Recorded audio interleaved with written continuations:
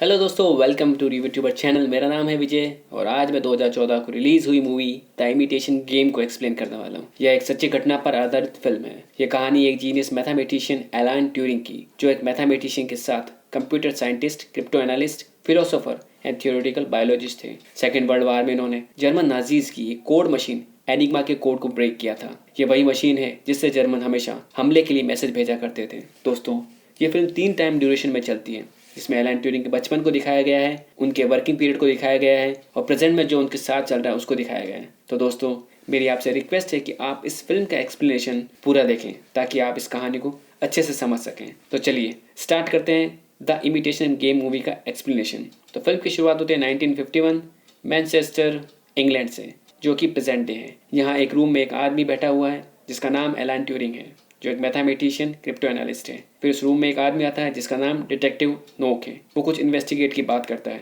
और यहाँ scene flashback में चला जाता है। हम देखते हैं कि मैनचेस्टर पुलिस डिपार्टमेंट के पास एक फ़ोन आता है जिसमें कहा जाता है कि एलन ट्यूरिंग के घर पर चोरी हुई है, यहाँ किसी डिटेक्टिव को भेजिए।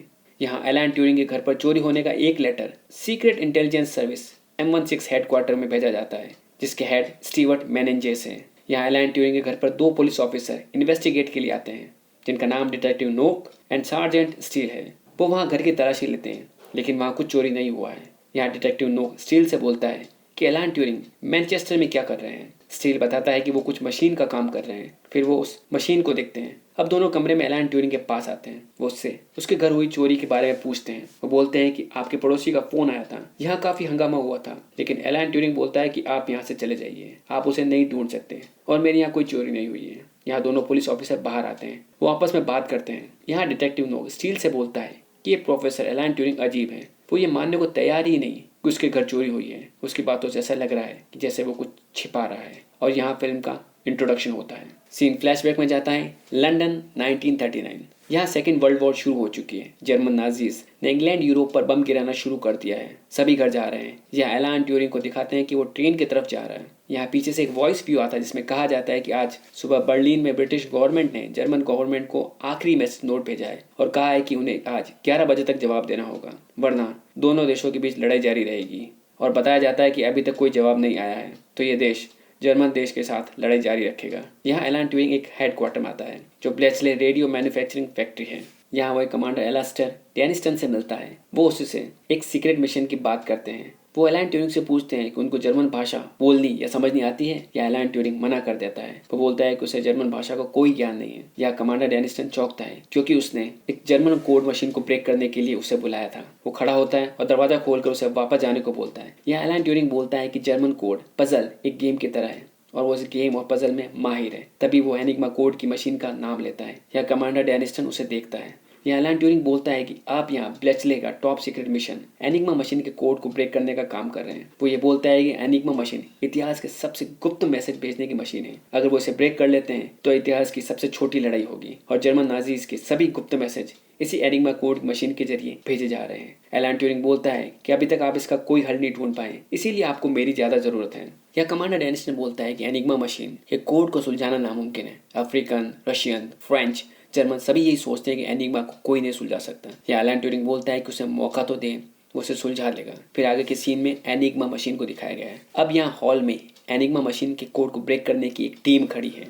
Alastair Denniston, Hugh Alexander, John, Peter, Keith, Charles या कमांडर डेनिस्टन इन सबको एनिग्मा मशीन के बारे में बताते हैं। वो बोलते हैं कि जर्मन की हर खुफिया जानकारी इस मशीन से आती है। वो बोलते हैं कि हमारी सेना दिन रात हजारों मैसेज रेडियो पर सुनती है, लेकिन वो सब बकवास हैं। एनिग्मा मशीन में ये सब मैसेज डालने पर इनका कोई मतलब नहीं निकलता है। वो ये बताते हैं कि इनके काबिल अफसर एनिग्मा मशीन को बर्लिन से लाए थे। या एलन ट्यूरिंग बोलते हैं कि सिर्फ एनिग्मा मशीन के होने से हम संदेश नहीं पढ़ सकते। यहाँ कमांडर डेनिस्टन बताते हैं कि मैसेज को पढ़ने के लिए आपको एनिग्मा मशीन की सेटिंग को समझना होगा। जर्मन हर आधी रात को सेटिंग बदल देते हैं। वो बोलते हैं कि इन्हें पहला संदेश सुबह 6 बजे मिलता है, यानी कि आपको हर दिन 18 घंटे मिलते हैं वो मैसेज कोड को ब्रेक करने के लिए। तभी वहां पर एक खड़ा आदमी बोलता है कि इसमें 159 मिलियन सेटिंग्स हैं। इस आदमी का नाम ह्यूज अलेक्जेंडर है, जो 2 बार ब्रिटेन का नेशनल चेस चैंपियनशिप जीत चुका है। यह एलन ट्यूरिंग कहता है कि वो सबके साथ काम नहीं कर सकता, उसे अकेले काम करना पसंद है। वो बोलता है कि उसका काम करने का तरीका अलग है और बाकी लोग उसके काम में दखल देंगे। तभी वहां किनारे पर खड़ा एक आदमी बोलता है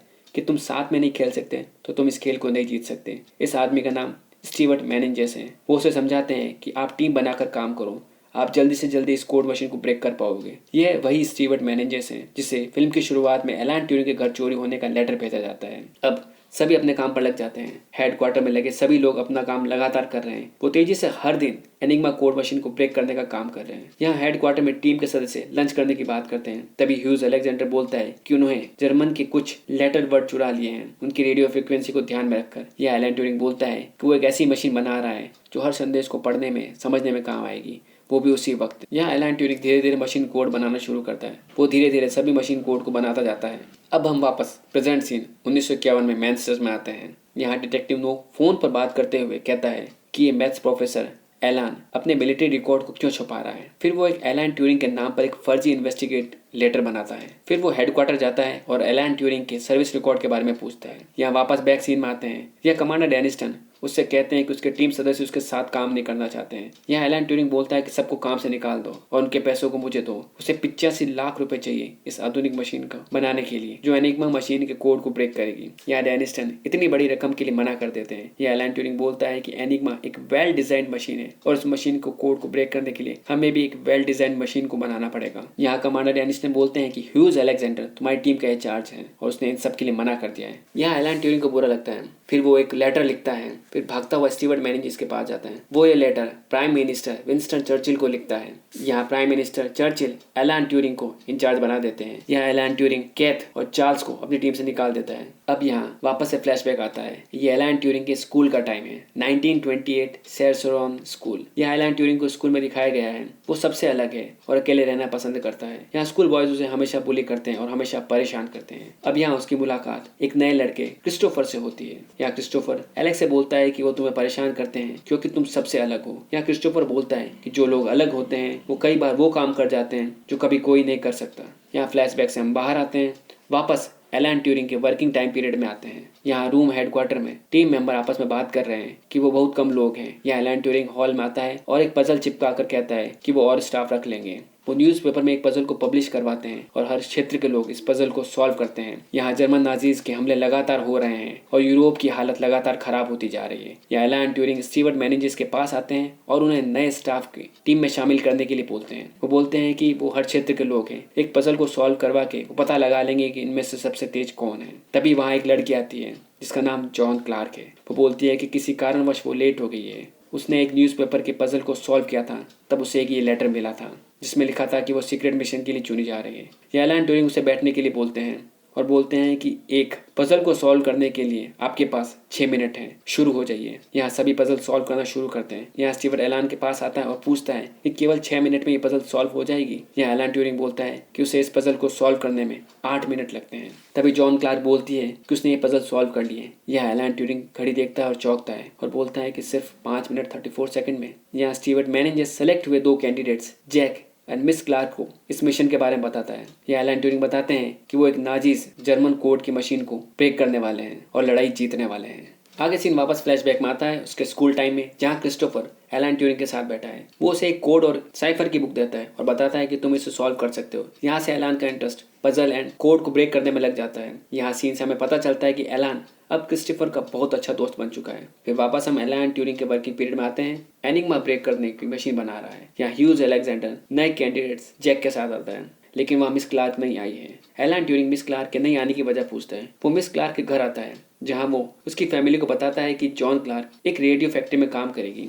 तभी जॉन क्लार्क आ जाती है। यहाँ एलान ट्यूरिंग बोलते हैं कि वो ब्लेचले क्यों नहीं आई। यहाँ जॉन क्लार्क बताती है कि उसके पेरेंट्स नहीं चाहते कि वो वहाँ काम करे जहाँ सिर्फ आदमी काम करते हैं। वो इनडायरेक्टली अपने पेरेंट्स की थॉट को एलान ट्यूरिंग के सामने रखती है। एलान ट्यूरिंग समझ जाता है। वो उसके पेरेंट्स को भरोसा दे जाता है कि उसे रेडियो फैक्ट्री में बहुत सी लड़कियों के साथ में काम करना है। वो उनके साथ रहेगी और उनके साथ काम करेगी। फिर वो दोनों उनके घर से ब्लेचले की तरफ निकल पड़ते हैं। यहाँ जॉन क्लार्क एलान से पूछती है कि वो उसकी मदद क्यों कर रहे हैं। यहाँ एलान ट्यूरिंग कुछ सोचता है और कहता है कि कई बार वही लोग जिन्हें लोग काबिल नहीं समझते वो कुछ ऐसा कर जाते हैं जो कोई नहीं कर सकता। अब हम वापस प्रेजेंट सीन में आते हैं, जहाँ डिटेक्टिव नो कमांडर के पास आते हैं और कहते हैं कि एलान ट्यूरिंग ने सारे मिलिट्री कोड को जला दिए हैं या छिपा दिए हैं। शायद वो सोवियत जासूस हो सकता है। वो बोलते कि हो ना हो, हमारी नाक के पीछे एक बहुत बड़ी खतरनाक साजिश हो रही है। धीरे धीरे समय बीतता है, लेकिन एलान की टीम कोड को ब्रेक नहीं कर पा रही है। सभी गुस्सा हो रहे हैं क्योंकि हर रात 12 बजे फिर से वही काम करना पड़ता है, जर्मन कोड को ब्रेक करने का। यहाँ ह्यूज अलेक्जेंडर गुस्से में एलन ट्यूरिंग के पास आता है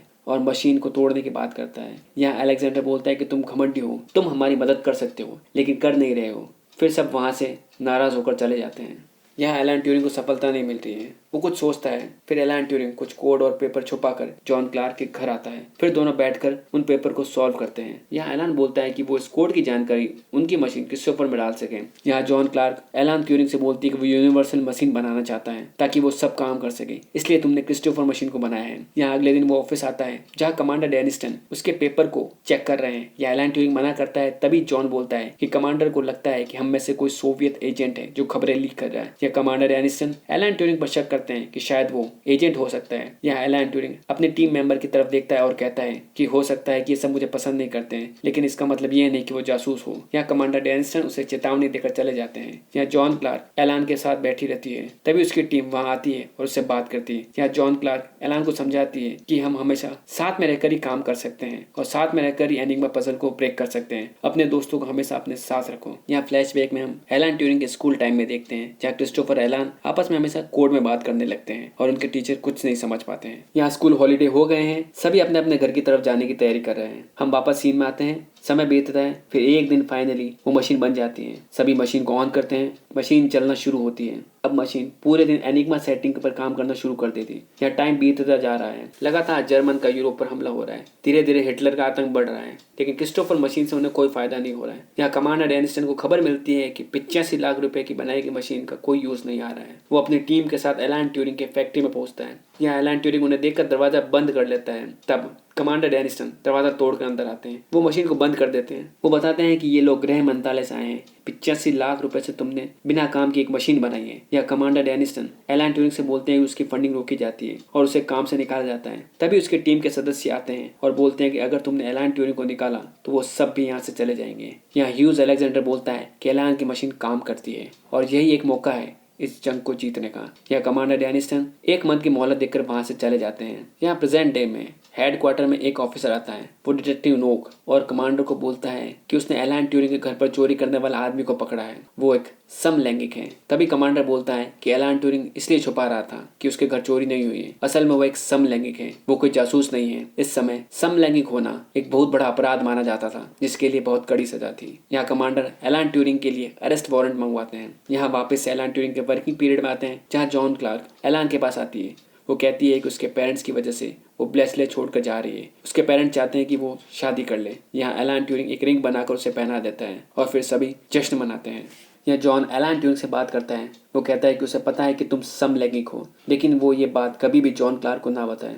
यहाँ वापस एलन ट्यूरिंग के स्कूल फेस में आते हैं। यहाँ स्कूल की छुट्टियां खत्म हो चुकी है। सभी वापस स्कूल की तरफ आ रहे हैं। यहाँ एलन ट्यूरिंग क्रिस्टोफर का वेट कर रहा है। सभी आ जाते हैं लेकिन क्रिस्टोफर नहीं आता है। फिर हम वापस प्रेजेंट सीन में आते हैं जहाँ से फिल्म की शुरुआत हुई थी, यानी डिटेक्टिव नोक और एलन ट्यूरिंग की इन्वेस्टिगेशन की। यहाँ डिटेक्टिव नोक एलन के पास आकर बैठते हैं। यहाँ डिटेक्टिव नोक एलन ट्यूरिंग से बोलते हैं कि वो उसकी मदद करने के लिए आए हैं। यहाँ एलन ट्यूरिंग डिटेक्टिव से बात करते हैं। यहाँ एलन ट्यूरिंग डिटेक्टिव नोक को बताते हैं कि सभी की अपनी अपनी पसंद है, हर आदमी हर दिमाग अपने आप में अलग है। या एलन ट्यूरिंग बताते हैं कि वो जो काम कर रहे हैं वो एक गेम है, द इमिटेशन गेम। वो बताता है कि इस खेल से पता चलता है कि खेलने वाला दिमाग है या मशीन। यहाँ एलन ट्यूरिंग बताता है कि इसमें दो खिलाड़ी होते हैं, जिसमें एक सवाल पूछता है जो जज है और दूसरा जो जवाब देता है वो खिलाड़ी है। यहाँ डिटेक्टिव उनसे पूछता है कि तुमने युद्ध के दौरान क्या किया। या एलन ट्यूरिंग पूछता है कि क्या तुम सच में ध्यान से सुन रहे हो। यहाँ सीन फ्लैशबैक में चला जाता है। सभी सिर्फ जर्मन के कोड ब्रेक करने का इंतजार कर रहे हैं। फिर से 12 बज जाते हैं और वापस वहीं आ जाते हैं जहाँ से शुरू किया था। एलन ट्यूरिंग चलते हुए अपनी टीम से बोलता है कि वो मशीन ढूंढ रही है, लेकिन वो ये समझ नहीं पा रही है कि वो क्या ढूंढ रही है। फिर वापस सभी क्लब में आते हैं। यहाँ जॉन क्लार्क के साथ एक नई लड़की बैठी है जिसका नाम एलिस है। यहाँ अलेक्जेंडर उस लड़की से बात करने की बात करता है। वो खड़ा होता है और वहाँ एलिस के पास आता है और बात करता है।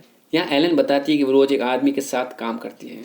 वो उसे बहुत अच्छा लगने लगा है। वो बोलती है कि वो उससे कभी मिली नहीं है, लेकिन शायद उसकी कोई गर्लफ्रेंड है। यहाँ अलेक्जेंडर बोलता है कि वो कौन है। यहाँ एलन बताती है कि वो एक जर्मन है। यहाँ एलन ट्यूरिंग उससे पूछता है कि इसका क्या मतलब है कि वो एक जर्मन के साथ काम करती है। यहाँ एलन बताती है कि वो भी एक खास जर्मन रेडियो टावर से उनके मैसेज को रोकते हैं ताकि उन्हें वो मिले जो दूसरी तरफ से उन्हें टाइप करके भेज रहा है। हर व्यक्ति अलग अलग तरीके से टाइप करता है, जिससे आपको ये पता चलता है कि सामने वाले की रिदम क्या है। एक अजीब सी नज़दीकी है। यहाँ अलेक्जेंडर एलन के साथ बाहर की तरफ आता है। तभी एलन ट्यूरिंग का दिमाग कुछ सोचता है। वो तेजी से एलन के पास आता है और पूछता है कि उसे क्यों लगता है कि वो जिससे बात करती है उसकी कोई गर्लफ्रेंड है। यहाँ एलन ट्यूरिंग बताती है कि उसका पहला मैसेज CILLY होता है, जो कि शायद एक लड़की का नाम है। यहाँ एलन ट्यूरिंग बोलता है कि नामुमकिन है, जर्मन को कहा गया है कि हर बार 5 नए लेटर को यूज करो। यहाँ एलन बोलती है कि ये कोई लड़का नहीं करता है। अलेक्जेंडर बोलता है कि प्यार इंसान में से बहुत कुछ करवा लेता है। यहाँ एलन ट्यूरिंग भागता हुआ कहता है कि इस मामले में प्यार ने जर्मनी को इतनी बड़ी लड़ाई में हरा दिया। सभी भागते हैं और एलन ट्यूरिंग अपने ऑफिस की तरफ आता है। यहाँ एलन ट्यूरिंग के साथ सभी भागते हुए उसके ऑफिस आते हैं। यहाँ एलन ट्यूरिंग अपने पेपर संभालना शुरू करता है। वो सबसे कहता है कि क्या हो क्रिस्टोफर को सारे सेटिंग ढूंढने ना पड़े, क्या हो क्रिस्टोफर को केवल वही वर्ड ढूंढने पड़े जो बार बार रिपीट होते हो। तभी जॉन क्लार्क एक मैसेज निकाल कर पढ़ती है कि 6 बजे हैं, आसमान साफ है, शाम को बारिश होगी, हिटलर की जय। यहाँ सभी बात करते हैं कि हर मैसेज में मौसम का जिक्र होता है और हिटलर की जय बोला जाता है। फिर जॉन क्लार्क बोलती है कि आज का मैसेज ये है। फिर सभी तेजी से क्रिस्टोफर मशीन की तरफ भागते हैं। फिर वो क्रिस्टोफर मशीन में सुबह के आए हुए मैसेज के वर्ड को सेट करते हैं LHWAQ और मशीन को स्टार्ट करते हैं। सभी एक उम्मीद से क्रिस्टोफर मशीन को देखते हैं। तभी अचानक मशीन रुक जाती है। तभी एलन ट्यूरिंग को वहां से कोड मिलता है। वो तेजी से उस कोड को लेकर एनिग्मा मशीन की तरफ भागता है। फिर वो उस कोड को उस मशीन में डालता है। जैसे ही वो सारे कोड को मशीन में डालता है तभी उन्हें आज के मैसेज का ब्रेक मिल जाता है कि आज जर्मन कहाँ कहाँ पर अटैक करने वाला है। यहाँ पे सभी खुशियां मनाते हैं और एक दूसरे से गले मिलते हैं। दोस्तों यहाँ पे एलन ट्यूरिंग की टीम ने उस एनिग्मा कोड को ब्रेक कर लिया है। अगले दिन वो एक कोड को ब्रेक करते हैं जिसमें उन्हें ये पता चलता है कि ब्रिटिश पैसेंजर कन्वे पर एक अटैक होने वाला है। यहाँ सभी बोलते हैं कि अटैक 20-25 मिनट में हो जाएगा। यहाँ अलेक्जेंडर बोलता है कि वो कमांडर डेनिस्टन को फोन करके बता देगा ताकि हजारों लोगों को बचाया जा सके। यहाँ अलेक्जेंडर कमांडर डेनिस्टन के ऑफिस फोन लगाता है। तभी एलन ट्यूरिंग भागता हुआ आता है और फोन रखवा देता है। वो बोलता है कि तुम कमांडर डेनिस्टन को इस अटैक के बारे में मत बताओ, ब्रिटिश कॉन्वे पर अटैक होने दो। यहाँ जॉन बोलता है कि 10 मिनट में वहां पर एयर सपोर्ट पहुंच जाएगा। यहाँ एलन ट्यूरिंग अलेक्जेंडर के हाथ से फोन खींचता है और उसे गिरा देता है। यहाँ अलेक्जेंडर को गुस्सा आता है। वो एलन ट्यूरिंग को एक पंच मारता है और उसे नीचे गिरा देता है। यहाँ पीटर बोलता है कि वो किसी भी वक्त हमला कर सकते हैं। यहाँ एलन ट्यूरिंग सबसे बोलता है कि क्या तुम्हें पता है कि लोगों को हिंसा क्यों पसंद है? क्योंकि उन्हें अच्छा लगता है। कभी कभी हम वो नहीं कर सकते जो हमें अच्छा लगता है, हमें वो करना होता है जो जरूरी है। यहाँ एलन ट्यूरिंग बोलता है कि हम कमांडो को इस अटैक के बारे में बता देंगे तो ज्यादा कुछ नहीं होगा, वो सिर्फ जर्मन के 3-4 जहाज को नष्ट कर पाएंगे, लेकिन इससे जर्मन क्या सोचेगा। यहाँ अलेक्जेंडर बोलता है कि जर्मन जान जाएंगे कि हमने उनके कोड एनिग्मा को तोड़ लिया है। यहाँ जॉन क्लार्क बोलती है कि वो रेडियो कोड को बंद कर देंगे और एक हफ्ते में पूरी एनिग्मा मशीन की सेटिंग को बदल देंगे। यहाँ एलन ट्यूरिंग खड़ा होता है और बोलता है कि हमारे 2 साल की मेहनत पूरी तरह बर्बाद हो जाएगी। यहाँ जॉन बोलता है कि ब्रिटिश कॉन्वे में 500 लोग हैं जिसमें कई बच्चे शामिल हैं। यहाँ एलन ट्यूरिंग बोलता है कि हमारा काम उनको बचाना नहीं है, हमें जंग को जीतना है, हमें इस पूरे मिशन को सीक्रेट रखना है। यहाँ पीटर इमोशनल होता हुआ बोलता है कि उसके भाई उस शिप में है, इस एक शिप को बचा लो, इससे जर्मन को कुछ नहीं पता चलेगा। यहाँ एलन ट्यूरिंग माफी मांगता है। यहाँ पीटर एलन से बोलता है कि वो उसके भाई को बचा लें। यहाँ एलन बोलता है कि वो कुछ नहीं कर सकते। यहाँ सभी पीटर को समझाते हैं कि एलन सही बोल रहा है। पीटर रोता हुआ इमोशनल होता है और फिर ब्रिटिश कॉन्वे पर जबरदस्त अटैक होता है। यहाँ सीन आगे बढ़ता है। John Clarke and Alan Turing Stewart managers के पास आते हैं। वो ये बोलते हैं कि आपको ये सब कुछ छुपा कर रखना होगा कि हमने एनिग्मा कोड मशीन को ब्रेक कर लिया है। वो बोलते हैं कि वो एक सिस्टम बनाना चाहते हैं जिससे कि वो किस हमले को रोकना चाहते हैं, किसे नहीं। यहाँ एलन ट्यूरिंग बोलते हैं कि जितने कम एक्शन होंगे उतने ही ज्यादा संभावना होगी हमारी जंग जीतने की। वो बोलते हैं कि जर्मन को शक होने से पहले ही जितना हो सके वो उतना काम करेंगे। यहाँ एलन ट्यूरिंग स्टीवर्ट मैनेजर से बोलता है कि उसे झूठी खबरें जर्मन नाजीज तक पहुंचानी होगी कि वो लगातार हमले कर रहे हैं, लेकिन हम हमले रोकते रहेंगे। यहाँ वो वापस अपने काम पर लौटते हैं और कोड को ब्रेक करने लगते हैं। तभी एलन ट्यूरिंग को एक बाइबल बुक दिखती है जिससे उसे पता चल जाता है कि उनमें से कोई एक स्पाई जासूस है। तभी पीछे से जॉन आता है। यहाँ एलन ट्यूरिंग उसे बाइबल को दिखाता है। यहाँ एलन को पता चल चुका है कि जॉन सोवियत का जासूस है। यहाँ जॉन बताता है कि सोवियत और हम दोनों एक ही साइड में हैं, जिससे ब्रिटेन को मदद मिलेगी। यहाँ एलन ट्यूरिंग जॉन को कहता है कि उसे कमांडर डेनिस्टन को इस बारे में बताना होगा। यहाँ जॉन बोलता है कि अगर वो उसको सीक्रेट बताएगा तो वो भी सबको एलन ट्यूरिंग का सीक्रेट बता देगा कि वो एक समलैंगिक है और उस दौर में समलैंगिकता को एक बहुत बड़ा अपराध माना जाता था। यहाँ स्टीवर्ट मैनेजर्स एलन ट्यूरिंग से मिलने आता है। वो बोलता है कि वो जानता है कि जासूस कौन है। ये सब उसके कहने पर हो रहा है। यहाँ से हमें पता चलता है कि स्टीवर्ट मैनेजर्स ने जानबूझकर जॉन को बैचलर पार्क की टीम में नियुक्त किया था। यानी स्टीवर्ट मैनेजर्स ही सोवियत का स्पाई है जिसकी जानकारी कमांडर डेनिस्टन को भी नहीं थी। यहाँ एलन ट्यूरिंग कुछ सोचता है। वो जॉन क्लार्क से मिलता है और उसे बैचलर छोड़ने की बात करता है। वो उससे बोलता है कि स्टीवर्ट मैनेजर्स पर उसे भरोसा नहीं है। यहाँ जॉन मना करती है। वो उससे पूछती है कि क्या हुआ है। यहाँ एलन ट्यूरिंग उसकी जान बचाने के लिए बोलता है कि उसे ये रिश्ता तोड़ना है, वो एक दूसरे लड़के से शादी कर ले। वो बोलता है कि वो एक समलैंगिक है। या जॉन क्लार्क उसे बोलती है उसे कोई फर्क नहीं पड़ता कि तुम समलैंगिक हो, वो तब भी तुम्हें बहुत चाहती है।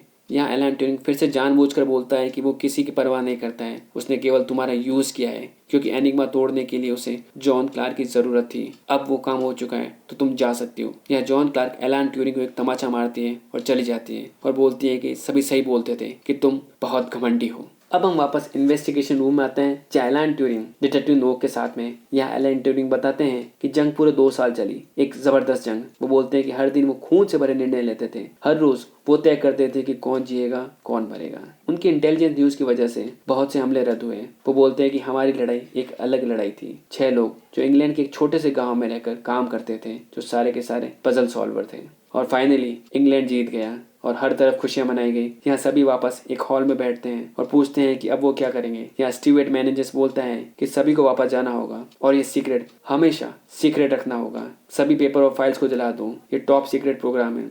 यहाँ धीरे धीरे सभी बाहर निकलते हैं। फिर हम प्रेजेंट सीन में आते हैं जहाँ डिटेक्टिव नोक एलन ट्यूरिंग की बातें सुन रहा है। यहाँ फाइनली एलन ट्यूरिंग डिटेक्टिव नोक से बोलता है कि आपको फैसला करना है कि वो क्या है, क्या वो एक मशीन है, क्या वो एक इंसान है, या जंग का वॉर हीरो या मुजरिम। यहाँ डिटेक्टिव नोक बोलता है कि वो ये तय नहीं कर सकता है। यहाँ एलन ट्यूरिंग बोलता है कि तो फिर वो किसी काम के नहीं रहे। यहाँ फ्लैशबैक में एक सीन बताया जाता है जिसमें एलन को प्रिंसिपल ऑफिस में बुलाया जाता है और बताया जाता है कि क्रिस्टोफर अब नहीं रहा है, उसे बोवाइन ट्यूबरक्लोसिस था। यहाँ एलन ट्यूरिंग ये प्रिटेंड करता है कि उसे नहीं समझना है कि क्रिस्टोफर को क्या हुआ है या उसे कोई फर्क नहीं पड़ता। यहाँ डिटेक्टिव नो के इन्वेस्टिगेशन से एलन ट्यूरिंग पर ब्रिटेन की गवर्नमेंट एक केस चलाती है। उसे सजा दी जाती है कि या तो वो 2 साल की सजा पूरी करे या हार्मोनल थेरेपी ले ताकि वो अपना मानसिक संतुलन सही से रख सके और समलैंगिकता से बाहर आए। यहाँ 2 साल बीत चुके हैं। एलन ट्यूरिंग अपनी मशीन क्रिस्टोफर के पास बैठा हुआ है और ये सब कुछ याद कर रहा है। यहाँ जॉन क्लार्क 2 साल बाद एलन ट्यूरिंग से मिलने आती है। इस हार्मोनल थेरेपी से वो पूरी तरह मानसिक और शारीरिक रूप से कमजोर हो गए हैं। या जॉन क्लार्क उसे बोलती है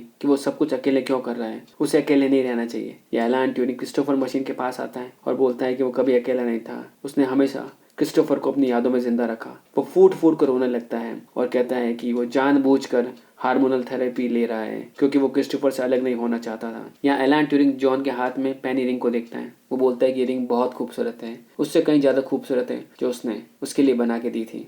यहाँ जॉन क्लार्क एलन ट्यूरिंग का ध्यान बटाने के लिए उसे पजल सॉल्व करने के लिए बोलती है, लेकिन वो जब एलन ट्यूरिंग को देखती है तो उसे लगता है कि अब वो मानसिक रूप से ज्यादा कमजोर हो गया है। यहाँ एलन बोलता है कि वो इस गेम को कभी और खेलेंगे। या जॉन क्लार्क क्रिस्टोफर मशीन की तरफ देखती है और कहती है कि नॉर्मल इंसान इसे कभी नहीं बना सकता था, उसने कई शहरों को बर्बाद होने से बचाया है, कई हजारों जिंदगियों को बचाया है। वो बोलती है कि वो सिर्फ तुम्हारी वजह से मुमकिन हो पाया है। या जॉन क्लार्क बोलती है कि तुम नॉर्मल नहीं हो, तुम जीनियस हो। वो कहती है कि कई बार वो लोग जिन्हें काबिल नहीं समझते वो कुछ ऐसा कर जाते हैं जो कोई नहीं सोच सकता है। ये वही लाइन थी जो क्रिस्टोफर ने एलन ट्यूरिंग को कही थी और एलन ट्यूरिंग ने जॉन क्लार्क से। यहाँ जॉन क्लार्क चली जाती है, एलन ट्यूरिंग क्रिस्टोफर मशीन की तरफ आते हैं, वो उसे प्यार से देखते हैं और लाइट बंद करके कमरे में चले जाते हैं। और यहाँ सभी के पुराने पेपर को जलाते हुए का सीन दिखाया गया है। हार्मोनल थेरेपी के दौरान 7 जून 1954 को एलन ट्यूरिंग ने सुसाइड कर लिया था जब वो केवल 41 वर्ष के थे। यहाँ बताया गया है कि 1885 से 1967 के बीच 49,000 लोगों को होमोसेक्सुअलिटी की सजा मिली थी।